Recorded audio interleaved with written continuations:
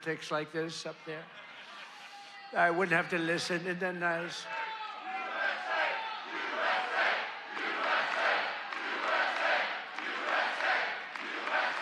Thank you.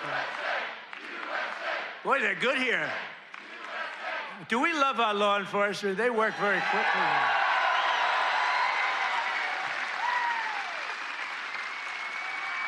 But under Sleepy Joe, we had the largest trade deficit in world history. But in 1 year, I've slashed our gaping trade deficit by a staggering 77%. How about that? What about that? That's pretty good, right? 77. Nobody's ever seen that. You know, if you slash your trade deficit by 1%, you're like a genius. They say, oh, he's very electable. He's not so electable. I did 77. I did something else, favored nations on drugs. We now are paying the lowest price anywhere in the world for drugs. In other words, we're matching favored nations. It's called most favored nations. Every other president tried for it. They didn't try very hard. They didn't get anything. I got it done. I got all the nations to agree. You think that was easy? I said, if you don't agree, we're going to put tariffs on you. They said, we agree. We agree. So you'll have a pill that costs $10, as an example, costs $10 in London, costs $130 in Des Moines, and now it's going to cost $20. Think of it. You'll go from $130 down to $20. It's the biggest price reduction of prescription drugs in history. And going to have a huge impact on your health care, too. I was very proud of it. And you know, the fake news, I can't get them to talk about it. Think of it. I got the biggest price reduction in history on drugs, pharmaceuticals. I can't get these guys to talk about it. It was page like 22 in the New York Times, a little story. I just got the biggest, I can't believe it. If a Democrat got a half a point down, this is like hundreds of, depending on the way you want to calculate it, you could say it's an 80% reduction, or you could say it's 1,000% reduction. You could say whatever you want, but it's the biggest reduction in history by many, many times. I did something because we were subsidizing the entire world. We were paying 10 times, in many cases, more money than the rest of the world. And I said it wasn't fair. And I got it done. And everyone said you can't. They said, you'll never get other countries to agree. They said, yeah. I said, yes, I will. They said, you'll never get the other countries to agree. I got the drug companies. That was not easy, I want to tell you, but that was not so bad. But they even told me, we'll agree to it, but you'll never get the other countries. I said, 100% I will. Why wouldn't I get them? And I called Macron of France. I said, you got to double the price of your drugs. He said, no, no, no, I will not do that. What was the story with his glasses the other day? What the hell was that all about? But anyway, but I got them all. I don't want to go into a long story. Bottom line, I said, I'm going to increase tariffs by 25. I'm going to charge you 25% tariff if you don't do it. They said, we will do it. We would be, why don't you ask? We'd love to do it. So I got something done that no other president could have gotten done, and no other president. I don't even think they tried. You want to know the truth? You think Biden was thinking about it? He just was thinking about how the hell to get off the stage. Remember, the guy could never find that. You have so many ways. You can jump off the front if it really gets. You got stairs all over the place. The guy could never find his way off the stage. This was not a good sign. But I've made new fair trade deals with countries covering half of all U.S. trade.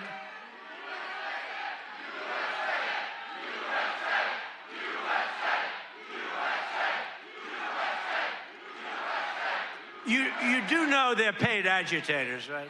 They're paid. They get paid. You know, do you ever see their signs? You know, we used to have protests, and you'd have guys making a sign in a basement. These are all paid agitators. That's all they are. They get paid to go, and they don't even know what, when they interview them, why are you here? I don't know. They have no idea. They're paid insurrectionists, really, in some cases. They're sickos. But I've made new fair trade deals with countries covering half of all U.S. trade, scoring giant wins for the farmers, ranchers, and agricultural producers like no other president has ever done. That's why I got such a tremendous vote from the farmers, and I love you too. I do love you too.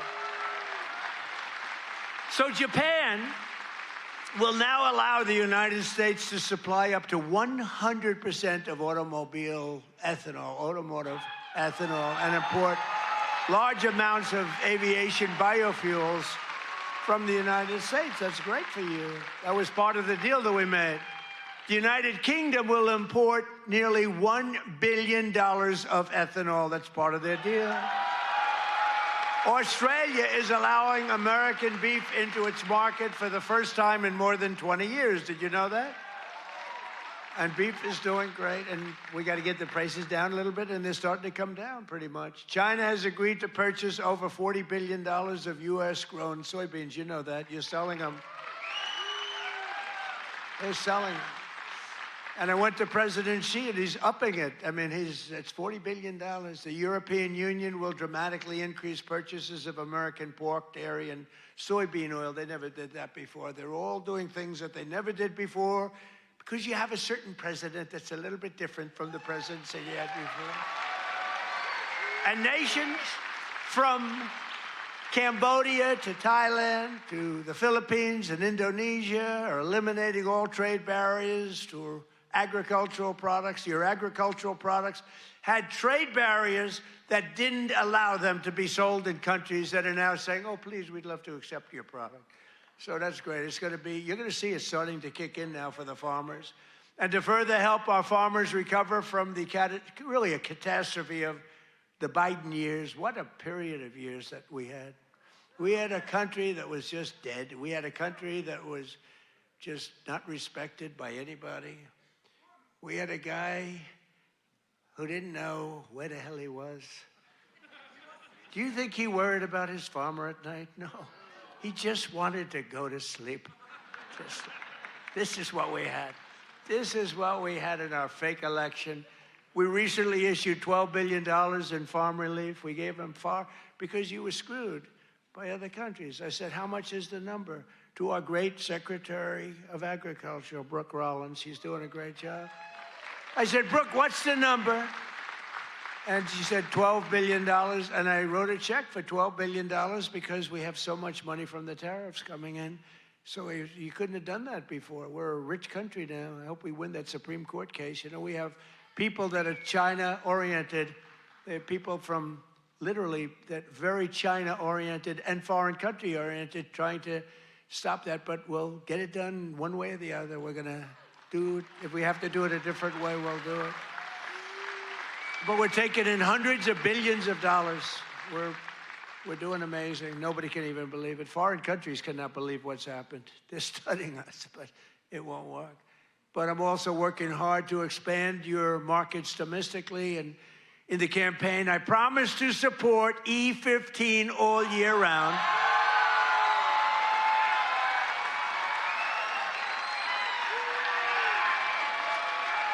Yes? Yes? Should I do it, Kaufman? Should I do it? I did. I promised E15 all year round if I get elected. And I want to let you know, and we'll start right now. I was going to put out a statement a week ago. I said, hold it. I'm coming to Iowa to make a speech. I'm not going to put out a truth. I want to be there in person to tell them, the people of Iowa, to know that I am trusting Speaker Mike Johnson, who's great, and Leader John Thune, who's great, that's House and Senate, to find a deal that works. We've got it. For farmers, consumers, and refiners, including small and mid-sized refiners. In other words, to get E15 approved, and they're working on it. They're very close to getting it done. So I just wanted to let you know that. Yeah? Okay?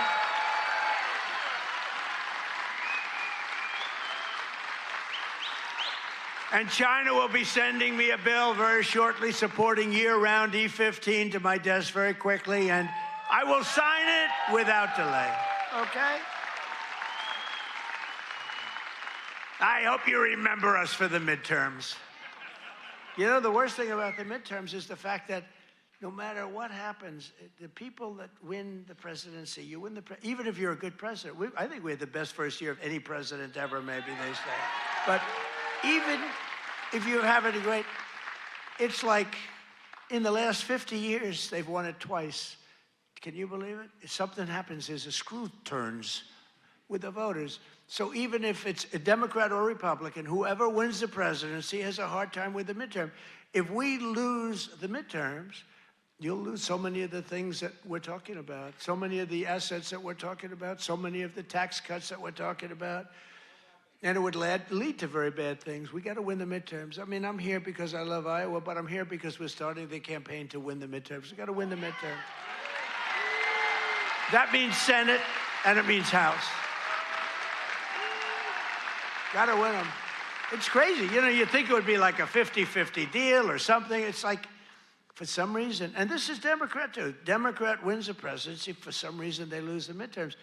Now, maybe they don't campaign as hard because they've I don't know, but I campaign hard. We got to win the midterms. So remember that you got to get out and you got to vote. The midterms are very important. We're gonna really work hard on winning the midterms. We have great candidates. Again, Senate and House. We have great candidates. We got to win them. And we have candidates that rule with common sense, not this craziness. You know, we're not going to be supporting transgender for all, men and women's sports, open borders, open borders.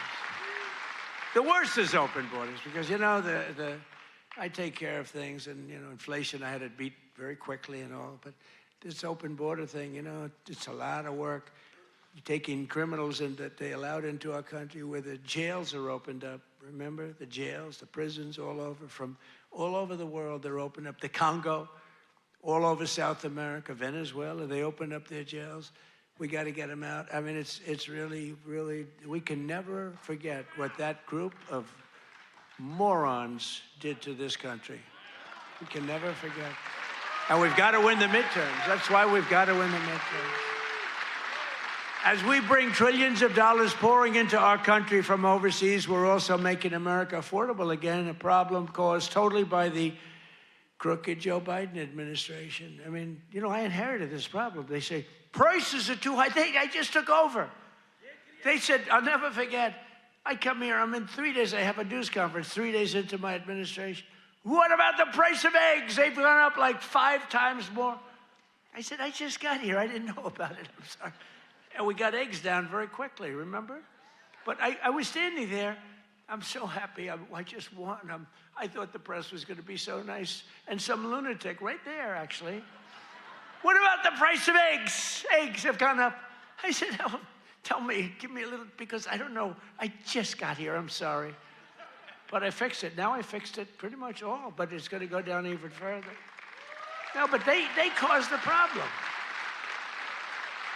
And then they came up, you know, it's a word that they came up with, affordability. Every time you hear the word, remember, they're the ones that caused the problem. And first time you heard about it was like a few months ago. This election's all about affordability. Well, they're the ones that caused the problem. But nobody knows that. You know, people forget. So they say, oh, affordability, let's vote for the Democrats. It's no, affordability. They caused a tremendous price increases. It was caused by the worst inflation we've ever had. And they come up with this word, affordability. And I saw it even, although you're not hearing it so much anymore. You know why? Because the prices are coming down so much. They don't want it to be an election based on lower prices. But we're bringing down the lower, I like that term better. It's the lower prices. We're bringing them down. But we inherited the highest prices in the history of our country, and we've rapidly brought them down. And that's what we want to do.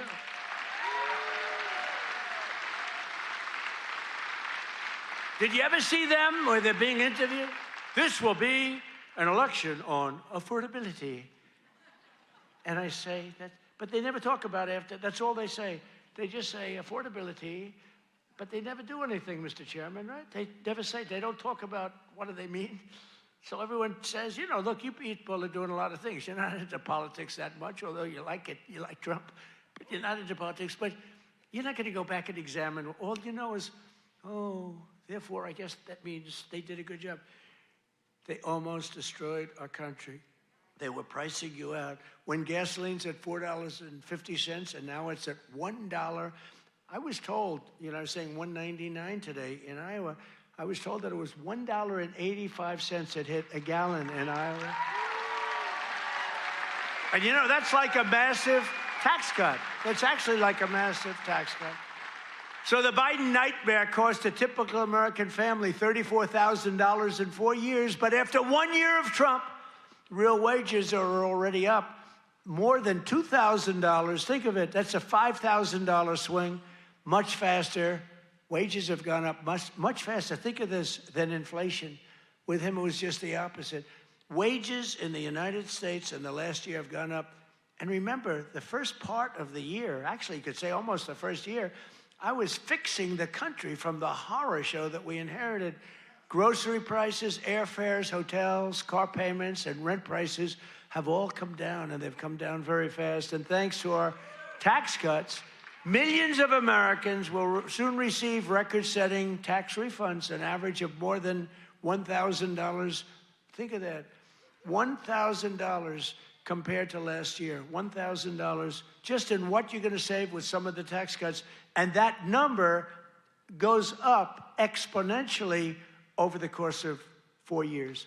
So it's amazing. It's called the Great Big Beautiful Bill.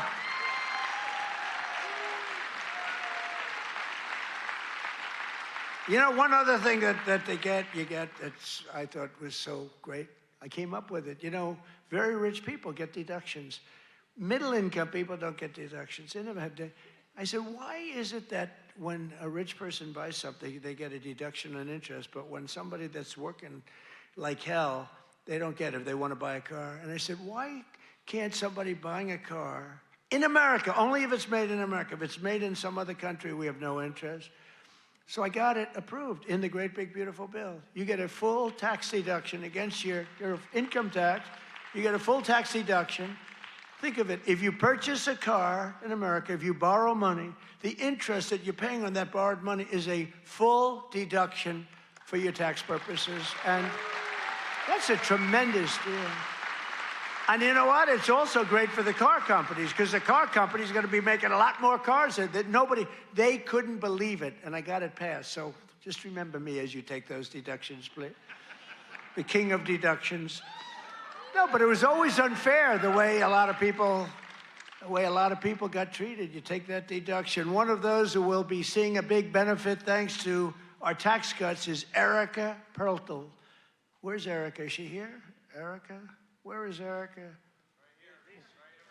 Where is she? Oh, she's so beautiful. I'm not allowed to say that anymore. If I say a woman is beautiful, that's the end of your political career, you know? But she is beautiful. How are you? Congratulations. What a good story.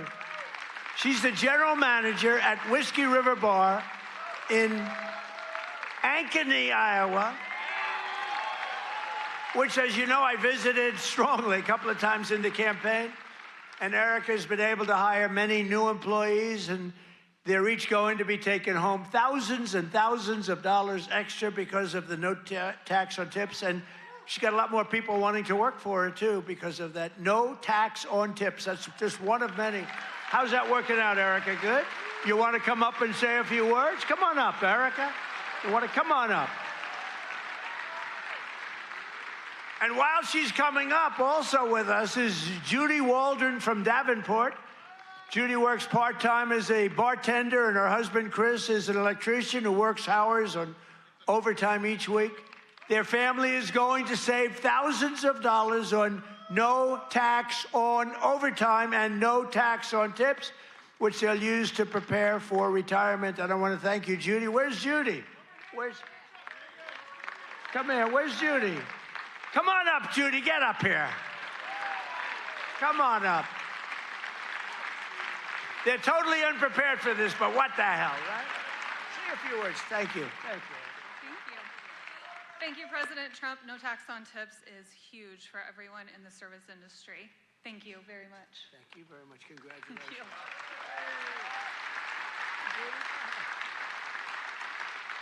I would just like to say the same thing. Thank you very much. We appreciate it. Thank you very much, Annie. Good luck.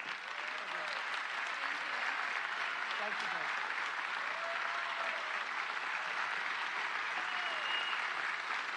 I refuse to say they're beautiful. I refuse. But they're beautiful. Do all people look like that in Iowa? I don't think so. Thank you both. Congratulations, too. Great. That's great. We're not supposed to come up, but I looked at both of them and I said, get up here. We're also pleased to be joined by Governor Kim Reynolds. Kim, thank you. Thank you. Thank you, Kim. Great. A man who's become a real star, Treasury Secretary Scott Bessent. Scott. He's become a star. He's done a real job. He knows his business. And he's a big cutter. He cuts a lot of things. Small Business Administrator, another real star, Kelly Loeffler. Kelly, thank you, Kelly. Thanks, Kelly. Great person. Those are great people. Also with us are Representatives Ashley Hinson. These are people running for office. We have to vote them. Randy Feenstra, Marionette Miller-Meeks, and Zach Nunn. I want to thank you. Thank you. Thank you. And I want to tell you that they're all great and they're all running and they should be in good shape, but you got to get out and vote. Got to get out and vote. Iowa Attorney General Brenna Bird. Where's Brenna? Hi, Brenna. Boy, she was early to endorse me. She was so early. We appreciate it. We'll never forget that. That was great. Thanks a lot, Brenna. And you're doing well. I hear you're doing great, right? Thank you. She's running again. You got to vote for her. State House Majority Leader Bobby Kaufman. Bobby. Guys, you gotta move her there. Thank you, Bobby. Great job. Great family. Former State Senate President Leader. Now, I have to tell you about this guy. He endorsed me, the first person in the entire United States of America. It was a year before I even knew I was running, he endorsed me. He endorsed me because he thought I would be good. I wasn't even thinking about running. He was so early. He was the first person in the United States, before my wife, before my kids. State Senate President. He's the Marlboro man. He looks like the Brad Zahn. Where's Brad? Where are you, Brad? Come on up here. Get up here, Brad. And state representatives Heather Hora, Derek Wolf, Brooke Bowden, and many other wonderful members of the Iowa State House. I want to thank you all for being here. Brad, you got to say, look at this guy. Can you talk, Brad?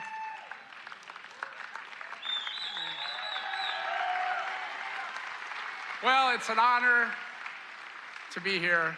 And you know, my wife is a Fox News junkie, and she loves Laura Ingraham. And I tell her, I said, enjoy every second, because you are the GOAT. Promises made, promises kept. Thank you. Great job. He's the Marlboro man, right? He could do that, do whatever he wants. He was so early. I said, who the hell is that guy in Iowa that keeps endorsing me? Thank you, Brad. We won't forget. The Trump administration has done more in 12 months than most administrations achieve in 4 years or 8 years. We've done a lot. I've recently introduced my plan to repair the damage of the Unaffordable Care Act, the worst disaster, which now costs many families more than a mortgage. If you look, a number came out, it's a bigger cost than a mortgage, and it's bad health care. Obamacare was created to make insurance companies rich with government subsidies. I want all that money that gets paid to the insurance companies to get paid directly to the people. That's all I want. So that you can buy better health care at a lower cost. The problem is the Democrats don't want to do that because they are owned by the insurance companies. So they say, oh, we don't want to do that. I want the money to be paid to the people to go out and buy their own health care. You'll buy much better health care. You have a lot of money left over. And I'm also making it a lot easier to buy a thing called the House, the American Dream. Last week, I signed an executive order to ban Wall Street and large institutional investors from buying up all the single-family homes in America. Because we don't want America to become a nation of renters, and that's what they forced happen. I mean, you have these companies, they own 5,000 houses, 20,000. One has hundreds of thousands of houses.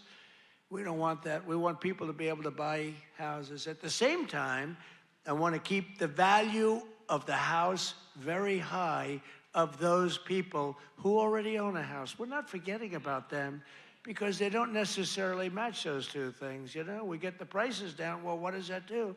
Very important to me, more important to me, is, you know, people have become rich by owning their home. We're going to keep them nice and rich. Is that okay? You know, nobody, I'll bet you've never heard that before, right? But people own a home, and for the first time, their home, it's a certain, we're not going to bring that price down. I want to say, let them be rich. But we're strengthening Fannie Mae and Freddie Mac that you've heard about, and in the last 12 months, those institutions have supported over 22,000 Iowa families in purchasing or refinancing and saved over 3,000 Iowa families from losing their homes. We've come out and really helped a lot of people keep your home. And despite a bad Fed chairman, a guy that has no, we call him too late. He's too late.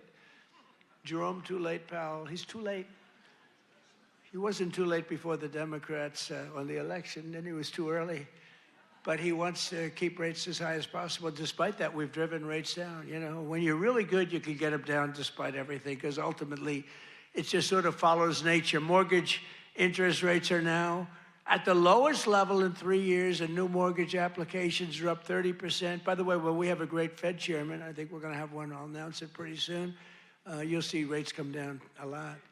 And refinancings are up 100% compared to the end of the Biden term. Up 100%. We're also working tirelessly to bring back a thing called law and order. You know, there was a time.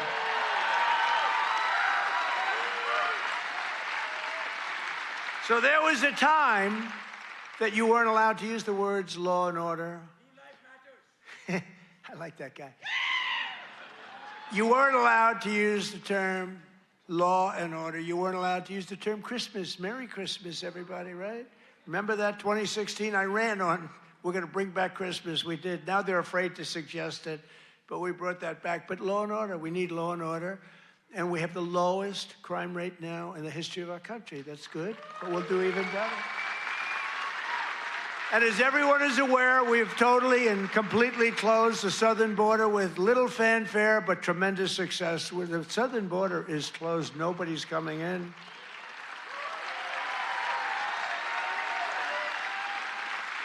That's right, nobody is able to come into our country except for those that come in legally. We want to have people come in legally. We need people to come in legally, but they have to show that they can love our country, not hate our country. They have to show that they're not going to blow up our shopping centers, blow up our farms, kill people. They're coming in legally, but they cannot come in unless they come in legally into our country, and we're letting some great people come in. They have to show that they can love our country. They have to be proud. Not like Ilhan Omar. Did you see that wise guy? You know, she's always talking about the Constitution provides me with the following. You know, the Constitution, she comes from a country that's a disaster. It's considered, I think, the worst. It's not even a country, okay? It barely has a government. I don't think it does. They're good at one thing, pirates. But they don't do that anymore. You know why? Because they get the same treatment from us as the drug dealers get. Boom, boom, boom.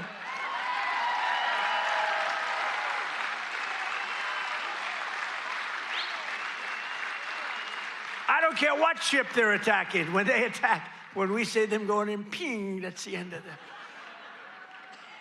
It's amazing. You know, I don't know if you know, drugs coming in by water is down 97%.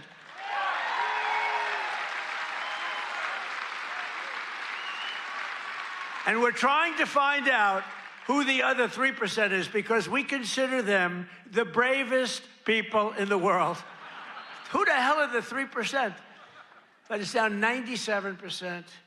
And now we're taking them down on the land. The land is much easier than the sea. You had to do the sea first, but the sea is done. We haven't exactly helped the luxury fishing business, I would say. Would you like to go fishing? No, thank you. Let's go deep sea fishing today. Let's go on a little boat deep sea fishing. Sorry about that. But it's down 97%. We've done a job. I'll tell you, we've made our country respected again. The greatest military, we have the greatest military in the world. You know, I rebuilt our military in our first term, and we have the greatest military in the world. So you read much about Minnesota, where, unbeknownst to the public, we have brought down crime very substantially in Minnesota. We've taken out thousands of hard criminals, hardened, vicious, horrible criminals. You don't read about things like Washington, D.C., where there is virtually no crime, and it was horrible a year and a half ago. Memphis, Tennessee, which was a real disaster, and now it's down. Crime has dropped by 78% in the last 2 months. New Orleans, Louisiana, I was asked by the governor of Louisiana to help them with New Orleans. It was a disaster, and crime is down 54% in about 3 weeks. You don't read about that.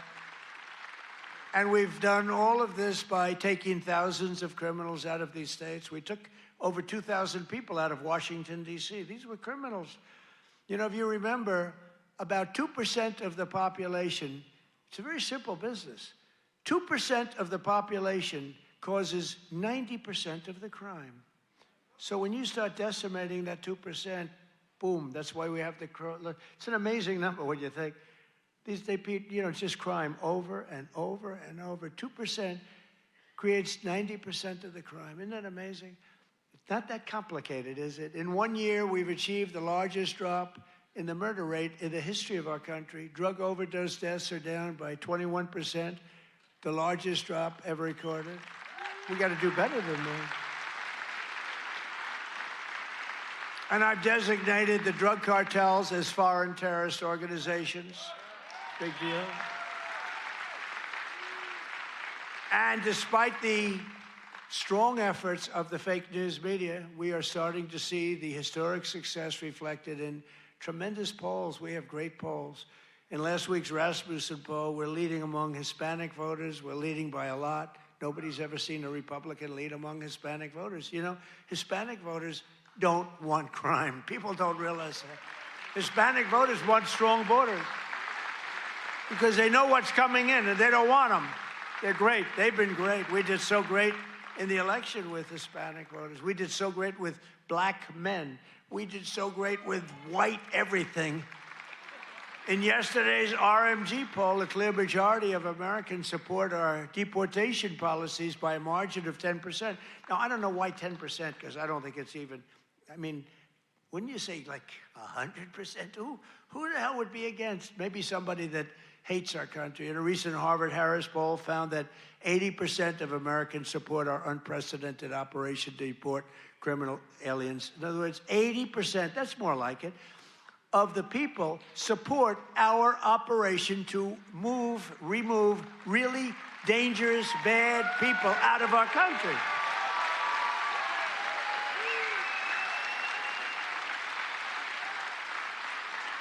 And in a Reuters poll that just came out, Republicans are leading on the economy by a lot and leading on immigration by a lot, and the crime, they're leading by a real lot, by almost 20 points. And in real clear politics average net approval, the Republican Party is more than 10 points more popular than Democrats. And I don't even understand that. How can 10 points is considered a lot? But to me, I mean, how is it 10 points when we've done all these things? They've done only destroying our country. They are destroying, they would destroy. I'm telling you, if Kamala won, or any of them, I think Gavin Newsom is worse because, I mean, he's destroyed California. If they win, that group, that ideology wins, you will be Venezuela on steroids. And I've said it for years. And you know what? They will destroy our country. The country would have been destroyed already. We're fully rebuilding the U.S. military with more than $1 trillion we're spending on the military. And in June, we obliterated Iran's nuclear capacity in Operation Midnight Hammer. You saw that. People have been waiting for 22 years to do that, and we were right at the end. They were about a month away from having a nuclear weapon. We had to do it. And by the way, there's another beautiful armada floating beautifully toward Iran right now. So we'll see. I hope they make a deal. I hope they make a deal. They should have made a deal the first time they'd have a country. And just weeks ago, at a spectacular operation in Venezuela, we brought the outlaw dictator Nicolas Maduro to face American justice.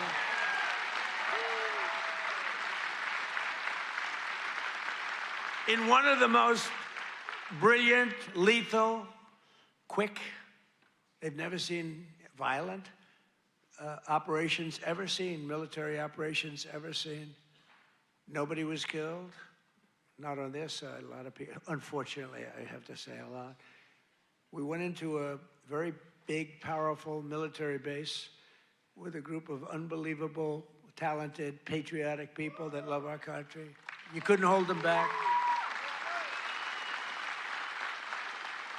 You know, the weather was off for 3 nights. It was not good, so I delayed it. The next night it was okay, but not great. I said, General, sir, they're ready to go. Sir, they're okay. I said, but the weather's a little bad. I said, sir, they're ready to go. I said, God bless you, General. And boy, did they do a job. Joe Biden and his allies, in conclusion, in Congress did everything they could to destroy our country, but they failed. And today, after just 1 year since my second inauguration, you know, we have a new hat. It's called America is Back. America is back. Our border is secure. Our spirit is restored. Inflation is stopped. Incomes are up. Prices are down. Our economy is roaring. Our workers are thriving. And our country is winning again, winning like never before. We've never had a period of time like this. You've never had a period of time.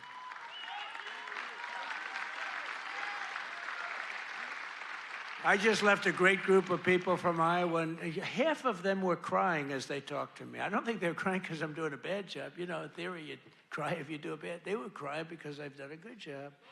Sir, they said, sir, you've brought our country back. Crying.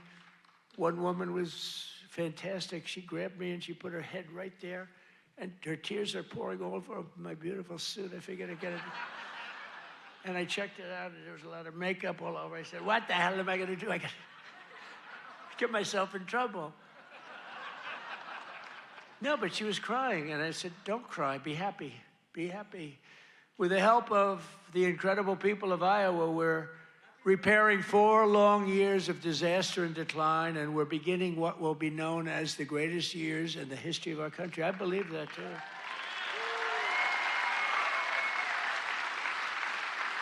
We are entering a period that will be called the golden age of America. That's what's happening. So together with all of you, and you were with me from the beginning, all 3 times we won by a lot. I don't know if you remember, but before I got involved, this was really a Democrat state. You know that. I don't want to bring it up. And then I came along, and it wasn't a Democrat very long, and our great chairman did such a good job. Boy, oh boy, oh boy, you could do anything. I've offered him, come to Washington, take any position. But he likes it. He just doesn't want to leave. I think you just want to stay in Iowa. I don't blame you. But you are fantastic. But we've won all 3 times by a lot. But this until we came along, this used to be a Democrat state, and then we turned it. Barack Hussein Obama, have you heard of him? He won both times, didn't he win both? He won twice, you know. Barack Hussein Obama, wonderful president, really brought people together, didn't he? But Barack Obama won twice, you know, and so everyone said, well, Iowa, you know, they had this down as not winnable. And we won in a landslide. 3 times we won in a landslide. So. Together with all of you, the citizens from all across this incredible, beautiful land, we will make America powerful again. Oh, we've done it. We will make America wealthy again. We will make America healthy again. That's happening. We will make America strong again. We will make America proud again. We will make America safe again. And most importantly, we will make America great again. Thank you, Iowa.